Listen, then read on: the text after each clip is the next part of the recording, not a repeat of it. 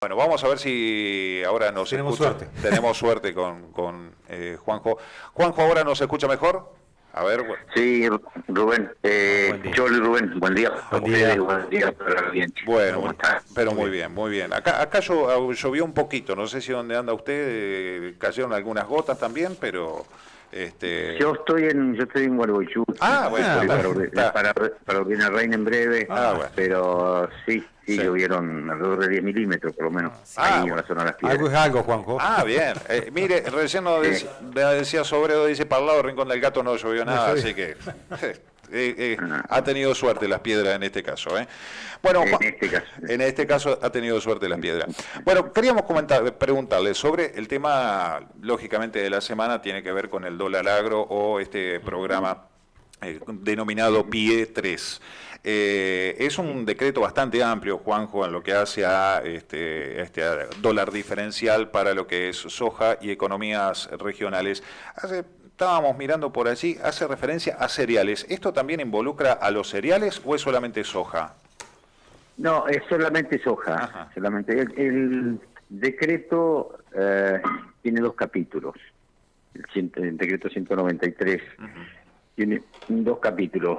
Bueno, primero restablece el programa de incremento exportador, como bien decías vos, que conocemos ya en dos ediciones anteriores, y que todos conocemos como dólar soja, ¿no? Una fue en septiembre y la otra fue en diciembre. Restablece ese programa, ahora se abre una ventana para la soja hasta el 31 de mayo y otra ventana que, digamos, de venta de $1 a 300 pesos. Y una ventana para economías regionales, también a $1 a 300 pesos hasta el 31 de agosto. La particularidad de esta medida es que en las dos situaciones anteriores el alcance del valor del dólar especial a 300 pesos era solo para la soja, ahora involucra a más de 30 economías regionales. Nosotros ya emitimos una resolución en el día de ayer que va a estar en el boletín oficial el día lunes, que ya comprende a 21 economías regionales. Tengamos en cuenta que nuestras economías regionales generan alrededor en el año de 9.500 millones de dólares de exportación, generan trabajo por alrededor de 400.000 personas de manera directa y otro tanto de manera indirecta. Y en nuestra provincia, por ejemplo, las economías regionales que ingresaron en este programa son el sector arrocero, el arroz. Somos la provincia que más industrializa arroz en el país, la que tiene mayor capacidad instalada y la mayor cantidad de molinos arroceros. Ingresa la miel. En miel somos el segundo productor del país, el primero es la provincia de Buenos Aires. Después es la nuez pecan. En nuez pecan producimos el 70% de la nuez pecan que se produce en el país. Tenemos el 50% de las hectáreas plantadas con esta actividad. También ingresa el sector forestal industrial, el arándano y los cítricos dulces, que son muy importantes para todo lo que es la región del departamento Concordia y el departamento Federación. Estas 6 economías regionales están ingresando, ya 3 de ellas salen en la primera resolución. El arroz y cítricos dulces vamos a tratarlo a la brevedad entre lunes y martes, ya están en agenda, porque hay que trabajar con la Secretaría de Comercio para también garantizar que esta medida que mejora el ingreso a los productores y a las economías en particular de estos sectores no afecte los precios del mercado interno. Entonces se hacen convenios a través de la Secretaría de Comercio también con el compromiso de los sectores de no aumentar los precios en el mercado interno más allá de lo que se les incrementa el ingreso a ellos a partir de la exportación. Digamos un precio diferencial, exportación, mercado interno. Exactamente. Seguir manteniendo el volumen en calidad, un sendero de precios, no es que se congelan los precios, sino que tienen que hacer un compromiso las empresas que de acuerdo a la matriz de venta que tengan, es decir, de acuerdo al porcentaje que exportan y el porcentaje que destinan al mercado interno, es el porcentaje de aumento que se les autoriza mes a mes, siendo el techo creo 4,2 y el mínimo el 1%, que es más simbólico, pero bueno, aquel que exporta el 90% tiene un beneficio importante porque vuelca al mercado solo el 10%, por lo cual el incremento de precio es menor el permitido. Ahora, también hay sectores que exportan, el arrocero, por ejemplo, exporta solo el 40%, y el 60% lo vuelca al mercado interno, y hay empresas que inclusive venden al mercado interno el 80% y exportan solo el 20%. Digamos, hay una diversidad, entonces, en este sentido, que es compleja. Hay que ponerle parámetros y criterios iguales que contemplen su participación en el sector externo y en el mercado interno. Pero en definitiva, la medida genera mejores ingresos para las economías regionales, que estaban realmente en una situación bastante compleja y crítica, y debe garantizar que esta mejora de ingresos no se traslade al mercado interno. La medida ha sido muy bien tomada, si nosotros vemos las repercusiones de la semana pasada, por todas las economías regionales, por los gobernadores, por las cámaras empresariales, porque debo compartirles a ustedes de la audiencia que era un reclamo que teníamos de manera permanente, por lo menos desde que yo estoy en la Secretaría de Agricultura del mes de agosto del año pasado, el mejoramiento de las condiciones de exportación de las economías regionales. La mayoría de ellas exporta, la mayoría tiene altos porcentajes de exportación de su producción, y tenían un problema de competitividad por aumento de costos, porque el valor del dólar no acompañó su aumento de costos. Algunas vieron deteriorado sus valores a nivel internacional. Por ejemplo, el arándano tuvo una bajante de precio en dólares. La ganadería ovina de lana de la Patagonia, la lana bajó de $6 el kilo hace 3 años atrás a $3.50 el último año. Esto obviamente genera innumerables inconvenientes adicionales, ¿no? Seguro. Y en este caso, los acuerdos con estas empresas, porque uno piensa, bueno, perfecto, yo exporto, voy a poner un ejemplo, ¿no? Exporto un 30% y vuelco al mercado interno un 70%. Pero me conviene más a partir de esto exportar el 70% y volcar al mercado interno un 30%. ¿Estos son las cuestiones que van a tener que negociar con la Secretaría de Comercio? Sí, las empresas tienen que seguir ingresando al mercado interno el porcentaje del volumen que venían ingresando. El compromiso es en volumen, calidad y precio, digamos. No es que pueden ingresar menos o a otra calidad. Si no, no van a tener. No tienen el mismo derecho. Tienen el mismo derecho nuestros vecinos que los demás países de recibir alimentos en calidad y en cantidad y al mismo precio, digamos. Eso no invalida que haya un precio diferencial para la exportación. Igualmente, la logística, la modalidad de venta de las economías regionales es muy particular. Cada una tiene sus características, tiene plazos que son entre 90 y 150 días para cerrar los acuerdos comerciales, para hacer los embarques, para las liquidaciones. Esta ventana es por 150 días. Seguramente van a tratar de aprovecharla al máximo los productores y los empresarios de las economías regionales, pero no es tan fácil acelerar los procesos en cuanto a la venta al exterior en un periodo corto para lo que es el comercio exterior.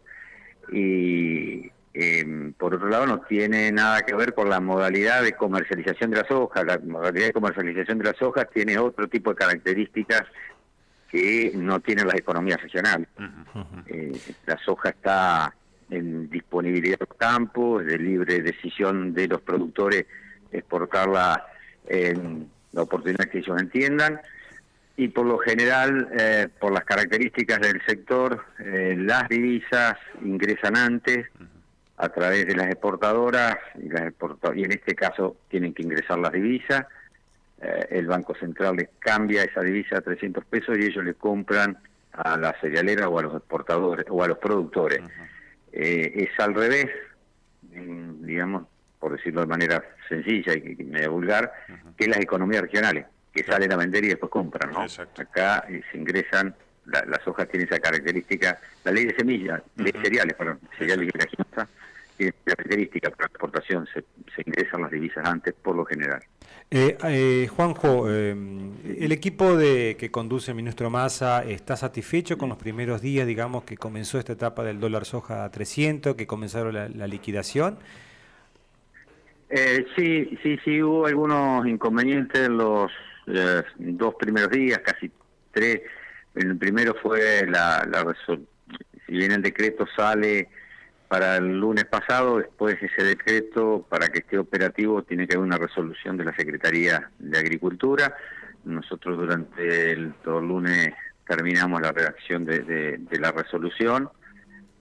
Ustedes entenderán que cuando hay una modificación en el tipo de cambio son decisiones que no se pueden anunciar antes ni se pueden escribir antes. Digamos, estaríamos incumpliendo a los deberes y a las responsabilidades nuestras, porque el conocimiento con anticipación de una medida de estas características puede generar el favorecimiento o la ventaja, digamos, de algún sector. Entonces, cuando hay modificación de tipo de cambio, se hace la decisión, después se implementa rápidamente, ¿no? Lo más rápido posible. No se puede anticipar una medida de estas características. Y el lunes hicimos la resolución, terminamos de redactarla, fue al boletín oficial. A partir del martes ya estaba vigente el programa.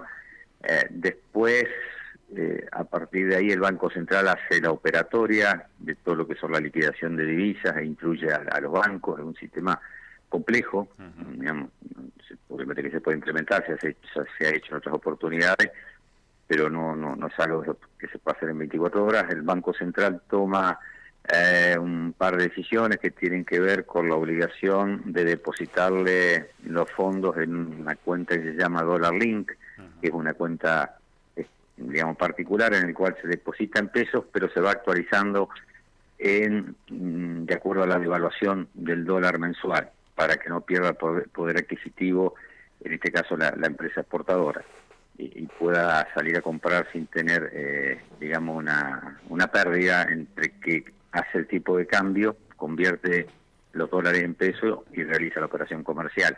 Bueno, había varias exportadoras o cerealeras que no tenían vigente la cuenta esta, que se llama cuenta Dollar Link, así la denominan, y eso demoró un par de días más. Pero la operatoria que tuvimos en los últimos 2 días dio un volumen similar a lo que fue, comparado con esos 2 días, el dólar soja de diciembre, llegando, no tengo el último número, pero superó los 800 millones de dólares, si no recuerdo mal.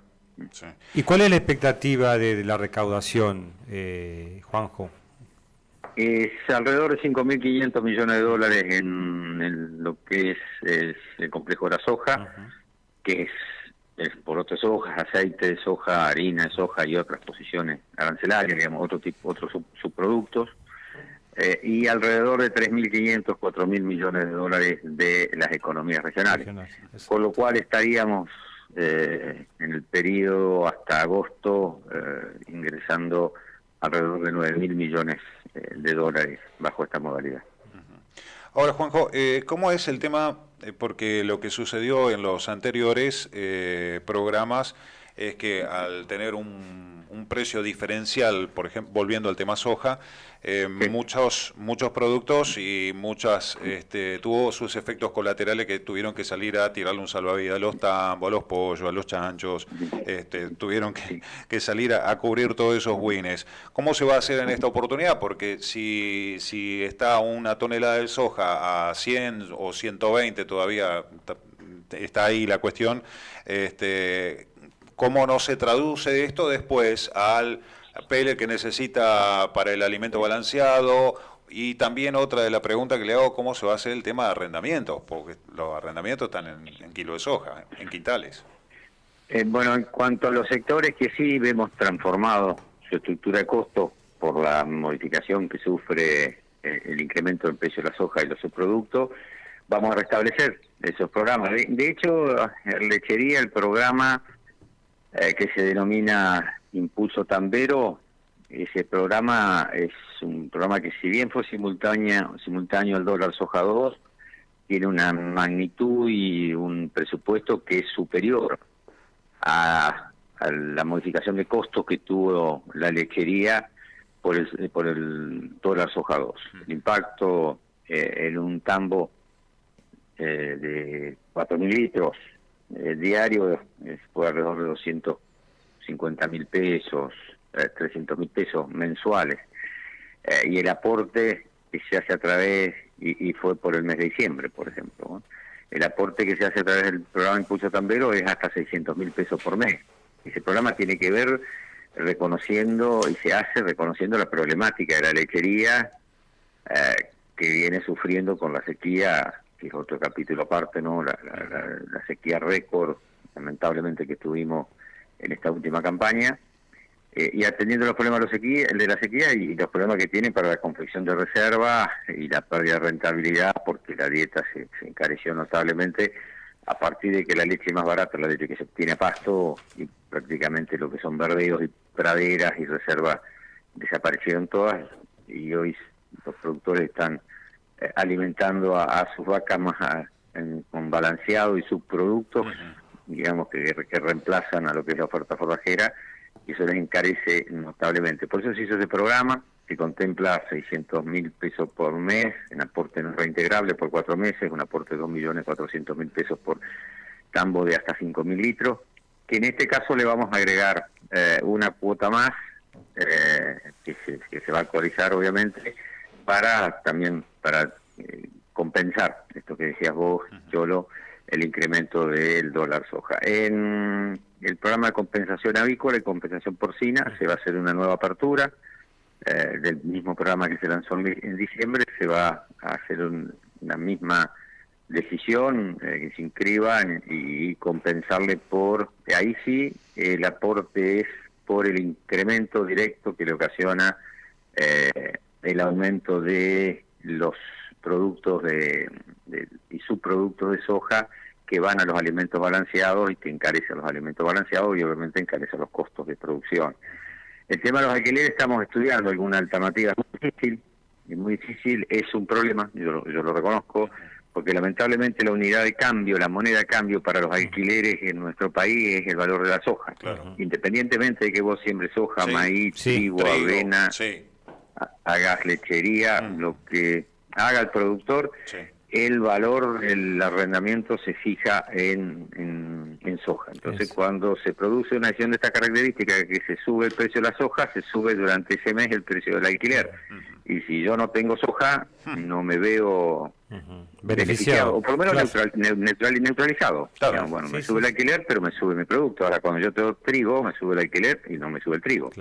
O cuando tengo lechería, me sube el alquiler y no me sube la lechería. Bueno, el punto es que la magnitud de la cantidad de tierras arrendadas, millones de hectáreas, hace prácticamente imposible en términos presupuestarios una compensación, como estábamos hablando anteriormente, por sector. Claro. Estamos evaluando algún otro tipo de medidas para que los productores que han sido perjudicados por esta situación, ¿no? que se le han modificado los costos, ver de qué manera podemos darle una mano. Tenemos que tener en cuenta que, de acuerdo al cultivo y a las características, pero entre el 70 y el 75% de la producción primaria, es decir, cereales y oleaginosa, en nuestro país se hace sobre superficie alquilada. Esto también es un dato importante del sector productivo, ¿no? Juanjo, el efecto de la sequía, ¿no? Ha causado muchos problemas, ya son conocidos por todos, y uno de los rubros afectados es el transporte, los contratistas. ¿Se analiza alguna medida, se contempla algún tema porque esto han tenido problemas también? Ahí es complejo. Sí, cuando nosotros evaluamos, inclusive están dentro de las estimaciones que el ministro de Economía llevó al Fondo Monetario cuando fue a plantear y a pedir un replanteo de metas, digamos, de objetivos que exige el Fondo Monetario en el marco del programa del vencimiento de la deuda, ¿no? Porque tuvimos en un año dos externalidades, dos cuestiones ajenas al gobierno que perjudicaron los números de manera macroeconómica. El conflicto bélico, que se inició después que se firmó el convenio con el Fondo Monetario. El conflicto bélico en nuestro país le salió 5.080 millones de dólares. Por encarecimiento del costo de la energía subió de manera notable, porque el conflicto bélico se desarrolló en un lugar a donde la logística y el transporte, para todos los países que importan energía como nosotros es determinante, con lo cual el costo de la energía subió de manera importante y eso nos incrementó a nosotros importaciones por alrededor de 2.100 millones de dólares. Si a eso le sumamos el costo de los fertilizantes, que también se producen de manera importante en esa región, y los puertos de esa región son muy importantes para llegar a nuestro país, y el incremento de los costos de los fletes, cuando nosotros sumamos todo eso, nos da una pérdida para nuestro país. Si analizamos el conflicto bélico fríamente, los números, ¿no? Después está la cuestión que es la más importante y la más dramática, que es el tema de las vidas humanas que se pierden. Desde el punto de vista de los números, son 5.080 millones de dólares que nuestro país tuvo que afrontar como sobrecostos por el inicio del conflicto bélico. Si no hubiera estado esa guerra, nuestro país no hubiera tenido esos 5.080 millones de dólares más el año pasado. A lo que hay que agregarle una estimación de alrededor de 15.000 millones de dólares de divisas que no van a ingresar por una menor cosecha. En soja vamos a pasar de 44 millones de toneladas a, ojalá lleguemos a las 30 millones de toneladas. Nosotros estamos estimando alrededor de 28 millones de toneladas. En trigo pasamos de 22 millones, casi 22 millones de toneladas a 13,4 millones de toneladas. Ahí hay una pérdida del 42%. Del maíz vamos a pasar de 59 millones de toneladas a alrededor de 35 y 37 millones de toneladas. No se ha terminado, ni siquiera se ha empezado a cosechar prácticamente el maíz. Se ha cosechado muy poco el de primera y el de segunda todavía se va a ir muy lejos porque se sembró muy tarde. Bueno, a eso, para ir a tu consulta, Rubén, le hemos agregado y estimado que es en alrededor de 3.000 millones de dólares lo que también se deja de generar como actividad económica. Porque cuando ese volumen de cereales vos le pones la cantidad de camiones que son a puerto, y cuando a una distancia promedio en el país entre los puertos y las zonas de producción, y le pones el consumo de combustible por kilómetro, solo en lo que es combustible y en el costo del flete, si sumamos a las dos cosas nomás, tenemos 3.000 millones de dólares adicionales.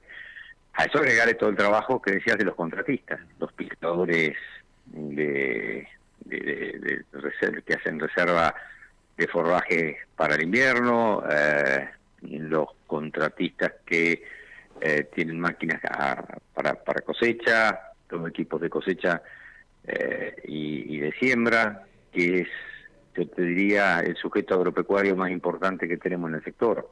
Ha cambiado la característica de nuestro productor agropecuario, el sujeto agropecuario, no es el que conocíamos hace 15, 20 años atrás. Ahora hay una fuerte inversión en maquinaria, hay una fuerte inversión en tecnología, y la mayoría de nuestros productores y productoras no están ligadas a la tenencia de la tierra.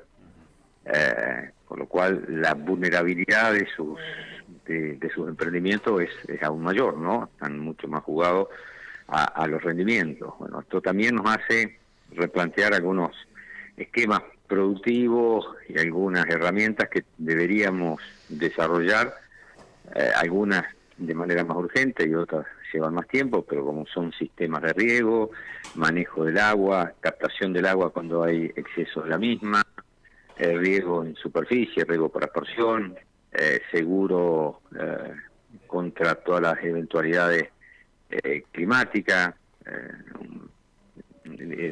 semillas y variedades con mayor resistencia o resiliencia, más que nada, a las modificaciones que nos impone el cambio climático. Indudablemente tenemos modelos productivos sostenibles.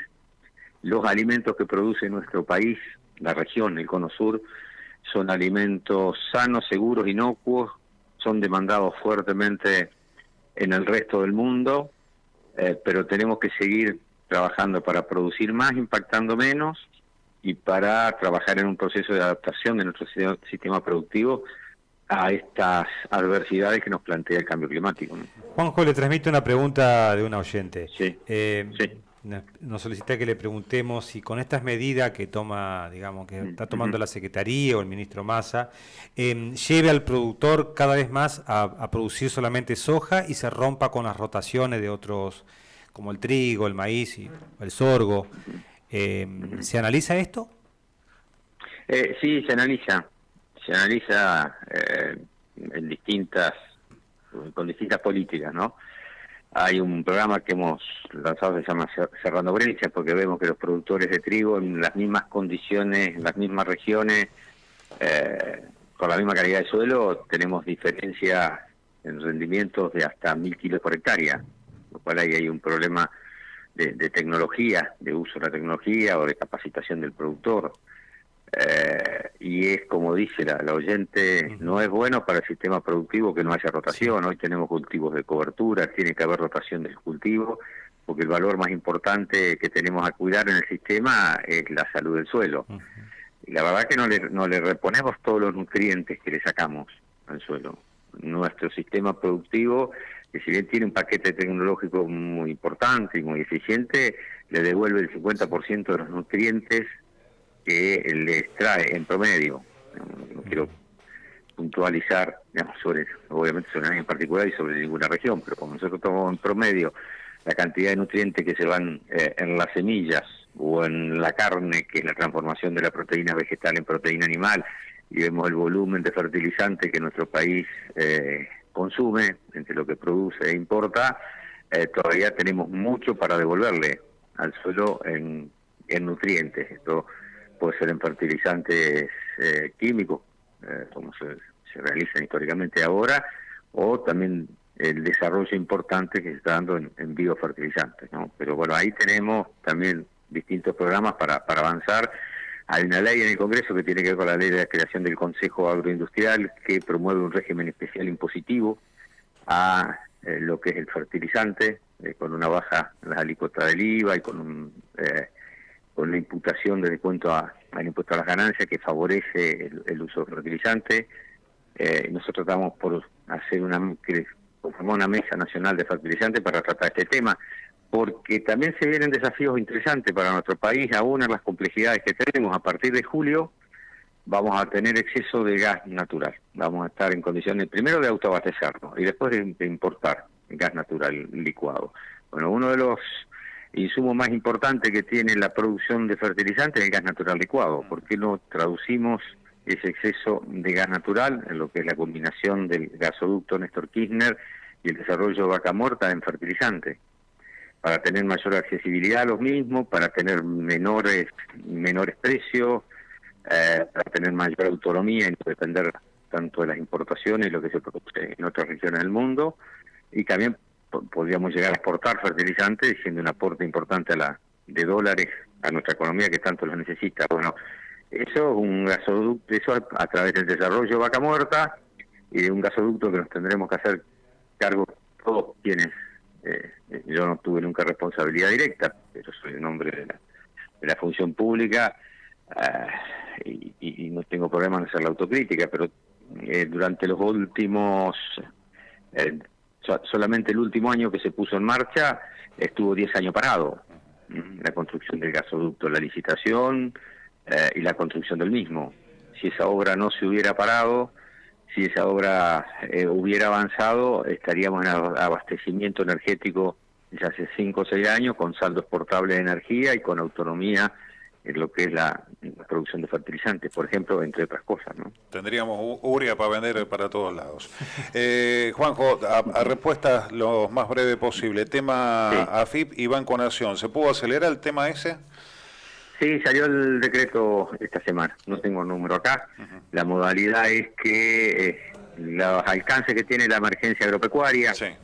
los beneficios, para mí no son beneficios, porque quien está en una emergencia agropecuaria no puede tener un beneficio, digamos, está pasando por una situación compleja y a veces dramática, no puede ser leído como un beneficio, pero sí son los alcances de la ley, que son la suspensión de los embargos de las cuentas corrientes, la suspensión de los juicios de ejecución fiscal por deuda impositiva, la suspensión del pago del impuesto a las ganancias, de los anticipos de impuesto a las ganancias, y el no cómputo en ganancias de la venta forzosa de Hacienda, digamos, por producto de la sequía, alguien tiene que vender porque no puede retener Hacienda, bueno, esa Hacienda no computa en el pago de impuestos a las ganancias. Esas 4 medidas que el productor las tenía que hacer individualmente ante la FIP, que le llevaban tiempo, le generaban problemas administrativos y burocráticos y que el productor no las terminaba haciendo y estaban al alcance, se hacen ahora, le llegan al productor de oficio, por decirlo de alguna manera. A partir de este decreto, las provincias tienen que informar a la FIP quiénes son los productores que están en emergencia agropecuaria, y automáticamente la FIP, digamos, le hace llegar estos alcances a los productores, es decir, le suspende el pago de anticipo a las ganancias, no le prohíbe a la FIP embargar las cuentas corrientes, que esto es muy importante, parece para quien no conoce el sistema parece un dato menor, pero la cuenta corriente del banco para el productor es su principal herramienta de financiamiento, con los cheques de pago diferido, y el inicio de juicios de deuda, que también hay que ponerse en el lugar del productor que no tuvo una buena cosecha de trigo, no tuvo cosecha de maíz prácticamente, con una inversión muy alta y un gasto muy alto, en la soja le está yendo mal, y en el maíz de segunda también, y entró al invierno sin pasto. Bueno, productor que realmente en la última campaña le ha ido mal por todos lados y que le lleguen juicios por impuestos que no puede pagar y que obviamente no puede pagar porque está en esa situación. Seguro. Bueno, ahora no se le pueden iniciar juicios a los productores que están en emergencia. Lo que tiene que hacer el productor es hacer el trámite para que la provincia lo declare en productor en situación de emergencia. A partir de ahí, la provincia informa a la FIP y le llegan automáticamente los alcances de esta ley. ¿Y esto ya está funcionando, Juanjo, o va a correr en los próximos días? No, ya está funcionando. Ahora, a ver, estamos chequeando que las provincias pasen la información a la FIP. Pero ya está funcionando. Si algún productor tiene algún tipo de inconveniente, es decir, que le embarga la cuenta corriente, tiene que ser un productor que tenga certificado de emergencia, ¿no? Sí. Porque a veces está la confusión que la provincia está en emergencia agropecuaria, pero el productor tiene que hacer el trámite ante la autoridad provincial para que él sea declarado, el REMPA de él, el quit de él, sea declarado como productor en emergencia. Perfecto. A partir de ahí, al productor no le pueden, para un caso concreto, no le pueden embargar la cuenta corriente. Si pasa eso, de alguna manera, yo les pido que me lo hagan saber, porque eso no tiene por qué pasar. Perfecto. Juanjo, muchísimas gracias por esta charla. No, gracias a ustedes por un abrazo. Un abrazo grande. Hasta luego. Juan José Bailo, secretario de Agricultura, Ganadería y Pesca de la Nación. Bueno.